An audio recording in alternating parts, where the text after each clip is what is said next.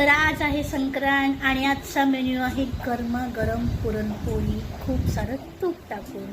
माझी आजी नेहमीच मला म्हणायची की वर्षाचा पहिला सण आहे आणि घरात नेहमी गोडाचं जेवण व्हावं. तर आज आहे अशी पुरणपोळी. इथे मी बघा तुकडा काढलेला आहे.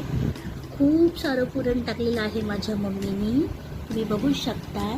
त्यासोबत इथं आहे दूध, ज्यात मी टाकलं आहे इलायची आणि ड्रायफ्रूटची फोडणी. छान लागतं का. त्याबरोबर तिथे आहे हिरवा वाटाणा आणि कोथिंबीरची भजी, पापड आणि माझं फेवरेट आहे आमटी. आता आमटी ना माझ्या घरात सर्वांनाच आवडते, पण सर्वात जास्त जर तिची कोण फॅन असेल तर ती आहे मी. गोडाचं जेवण मला फारसं आवडत नाही, पण आमटी मी खूप आवडीने खाते.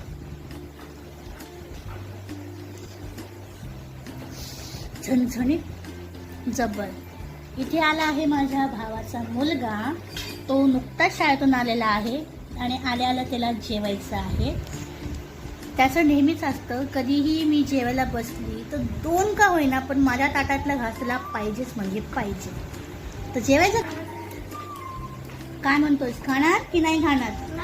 का? त्याला पोळी आणि दूध हवं आहे, आमटी नको आहे, कारण की आमटी भयंकर तिखट झालेली आहे, त्याला ते जमणार नाही. तर इथे मी असा आमटी आणि पोळीचा बघू शकता तुम्ही, आमटी आणि पोळीचा घास घेत आहे.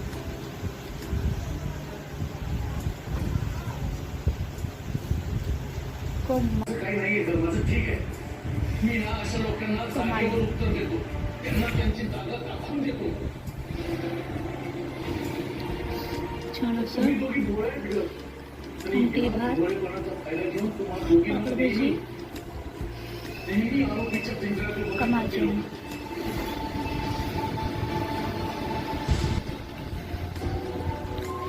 झणझणीत पण आहे. आमच्या घरी ना सर्वांना तिखटच भयंकर आवडतं.